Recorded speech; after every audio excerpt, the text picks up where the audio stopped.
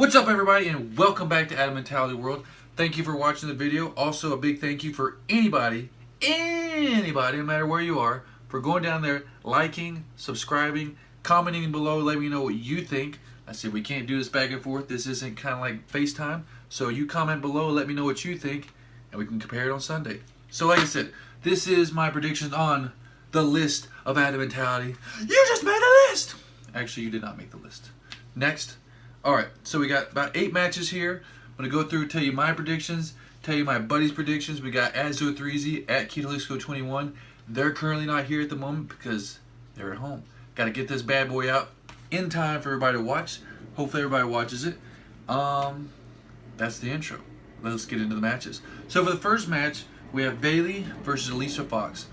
Bayley is an up-and-comer. She will hold the title at some point one day. I don't know, maybe very soon, maybe not too soon. But Alicia Fox, unfortunately, she's on the downslope. So we all picked Bayley for this one to win over Alicia Fox. But once again, like I said, anything can happen. Second match, we got Rusev versus Big Cass. This is originally a rivalry between Rusev and Enzo, but Lana and Rusev tricked Enzo, beat the living heck out of him. So Big Cass has to step in and fight. So on this match, this one was really tricky for me to figure out who I think is going to win, because you got Big Cass. Like I said, he's also a big up-and-comer. Like I said, he's a big 7 foot tall, and you can't teach that guy.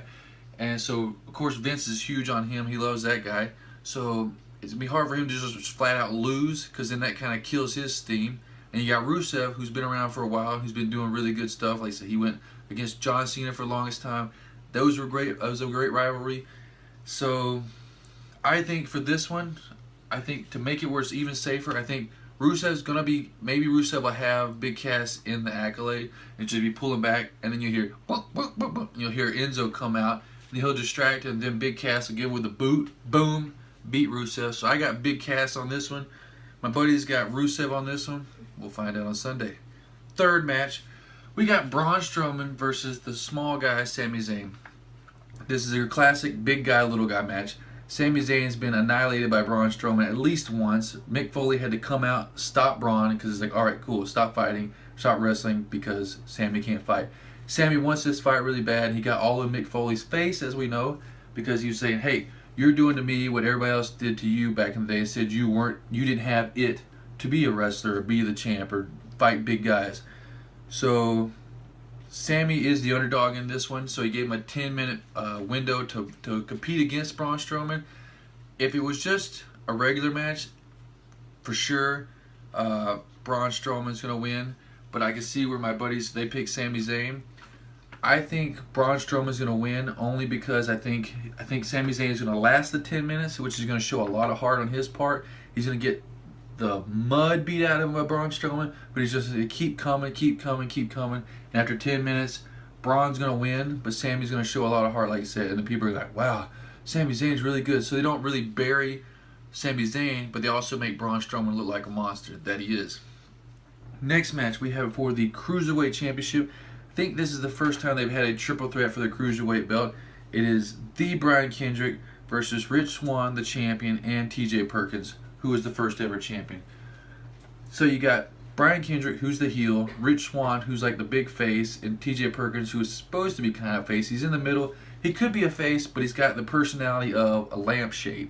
So it's kind of hard for him. So I think it's going to come down to TJ Perkins and Rich Swann are going to do something, and they're going to kind of like, I don't know how to explain it. They're going to kind of turn on each other. They're going to add some tension. One of them's going to hurt the other one. Then they're going to get angry, and then Brian Kendrick's going to come out of nowhere like an RKO and take the title. So then it builds up where you got the heel as the champ, and then you can have Rich Swann and TJ Perkins having a little rivalry back and forth where they can keep going. Because if Rich Swann wins, then it's going to look really bad for Brian Kendrick because he's lost to Rich Swann several times.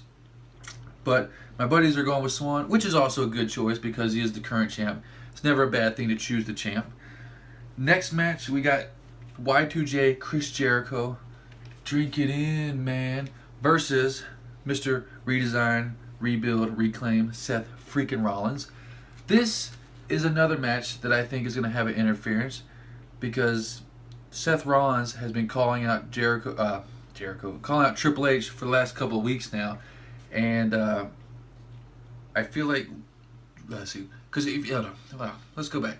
If you have Rollins versus Jericho right now, Rollins wins every single time. But that doesn't make it exciting. People want to see something different. And I think Triple H is going to interfere somehow. I don't know what he's going to do. He might just show up kind of like Enzo Amore and just show up at the top. They might make it a no disqualification match at the last minute, which is always an open invitation for somebody to interfere, because then, hey, you can do it.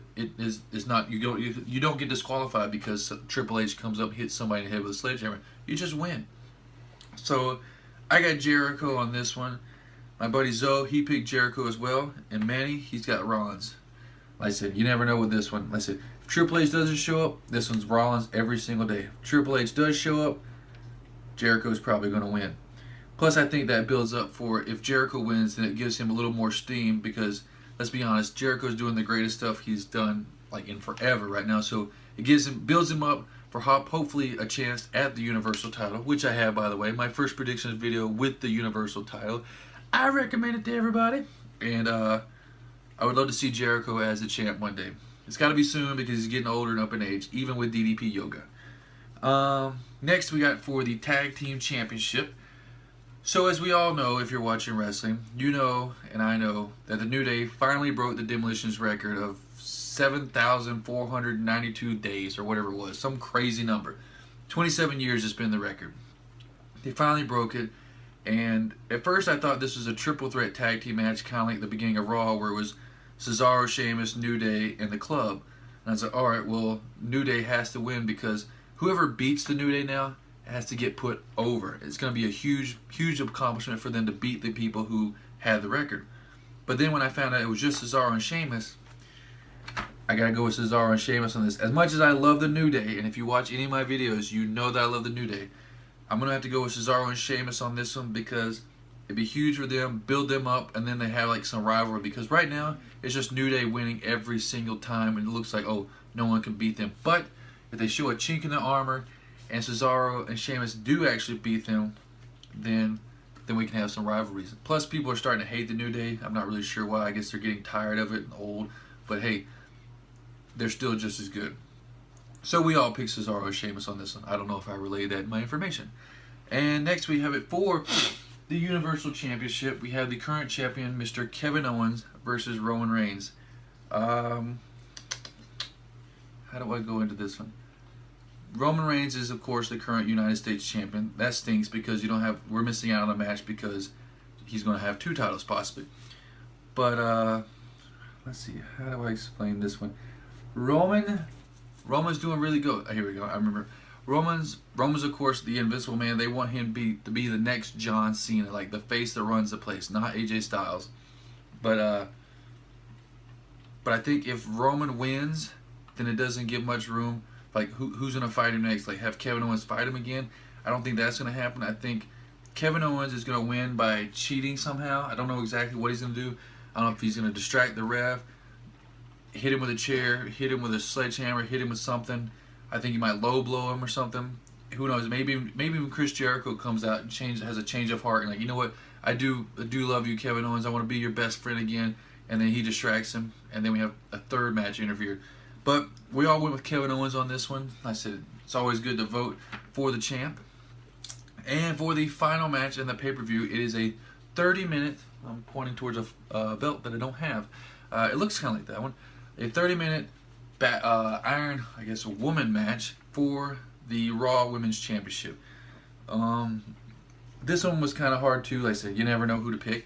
So you got Charlotte and Sasha, who kept going back and forth. And Raw a couple weeks ago was supposed to be their last match, but then Sasha won. So Charlotte's like, hey, it's not the last one. I wanna fight one more time and get my title back. So the main thing about this one is you got to think who goes where after this. So if Charlotte wins, who does she fight? If Sasha wins, who does she fight? So for me, I thought it was pretty obvious that if they're going to end this chapter for the meantime, I figured Charlotte should win, and then her next rivalry should be with Bayley, because everybody loves Bayley. Charlotte's a huge heel. Kind of maybe even throw Sasha in there too, and they have 3 people. But I figured this was the best bet for me, was to have Charlotte win and go on to Bayley. Then maybe Sasha should go on against Nia, or Sasha should go against Dana. You never know. Maybe Sasha's gonna film a movie or something. You never know while the iron's hot. Like, oh, let's get her in a movie so people want to watch that movie. You never know. So I picked Charlotte. My buddies picked Sasha, and we're gonna find out on Sunday. Hope you liked the video. Hope it was informative. Let me know below like who you think's gonna win the matches. Like I said, I got 8 matches right here. Just go down and tell me who you think's gonna win and why. I said there's only one way to find out, and that's this Sunday on Roadblock End of the Line. Hope everyone watches it on the WWE Network. I'm gonna get to watch it with my buddies. Second pay-per-view ever. Thank you. Like, subscribe, comment, and have a wonderful day. That's it. I hope everybody takes it easy, and peace.